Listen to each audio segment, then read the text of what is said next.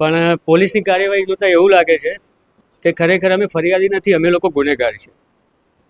અને જે લોકો ગુનેગાર છે એમને વીઆઈપી ટ્રીટમેન્ટ સાથે લાવીને પાછા મેળવવામાં આવે છે.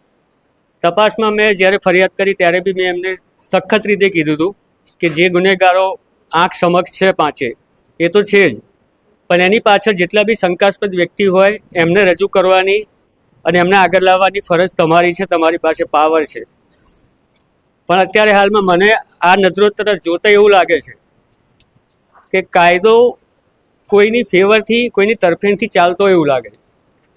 ખરેખર જે વ્યક્તિ ન્યાય માટે આખા ગામ સમક્ષ લાગણીઓ, કરુણાઓ બધાને રૂંધાવીને ગામ સમક્ષ આખા ગામને રોકીને કોઈને કાયદો હાથમાં ના લેવા ઉપર મજબૂર કરીને કાયદા પક્ષ તરફ જવા છતાંય જો આ રીતે, આ વર્તનથી અને આવી રીતે કાર્યવાહી થશે તો ભવિષ્યમાં કોઈ વ્યક્તિ કોઈ કાયદા ઉપર ભરોસો કરશે નહીં. અત્યારે હાલમાં તમે જે જોયું, તમારી નજરે જોયું, મીડિયા બી જોયું, તમે ઘણા બધા રિકન્સ્ટ્રક્શન જોયા હશે, કર્યા બી હશે. તમારી સમક્ષ, તમારી નજર સામે જ આ સાચું છે કે માણસ આવે છે, ઘરમાં લઈ જાય છે, લાવે છે, ગાડીમાં આવે છે, ગાડીમાં લઈ જાય છે. જો કે કોઈ બી ગુનેગાર હોય એની ગુનેગારની જગ્યાઓ અલગ અલગ હોય, કેટલી જગ્યાએ ગયો હોય, કેટલી જગ્યાએ ફર્યો હોય, એની પાછળ કોને સપોર્ટ કર્યો હોય, ઘણી બધી નાની નાની વિગતો હોય જેનાથી સચ્ચાઈ બહાર આવી શકે છે.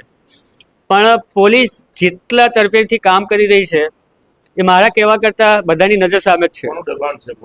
અને કદાચ કોઈ દબાણથી, કોઈ પ્રેશરથી, કોઈ ગમે તે બાબતથી આ હોય તે સમક્ષ કરે, જાહેર કરે. જનામો કરવા જે મસેલ આવ્યા એ પર્વે પોલીસે જોઈ એવું કામ કર્યું નથી. આખું ગામ ભેગું હતું, ગામ આખું સમક્ષ ઊભું હતું. ઠાકોર સમાજ હતો, હરિજન સમાજ હતો, દરબાર સમાજ, દરેક અન્ય જ્ઞાતિ હાજર હતી.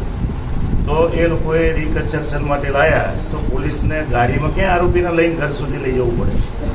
પોલીસની ફરજ શું આવે છે કે ભાઈ આરોપીને ગામને આજે ગુનો નાનો ગુનો તો બન્યો નથી મર્ડરનો, જે આ ગુનો નાનો તો છે નહીં, બહુ મોટો ગુનો બની ગયો છે. તો આજે બીજી પબ્લિકને અસર શું પડશે? આને આવી સેવા પોલીસ આપશે, ઘર સુધી ગાડી લઈ જાય, ગાડીમાં બેસાડીને આરોપીને લઈ જાય, આ તો વ્યાજબી નથી જ ને.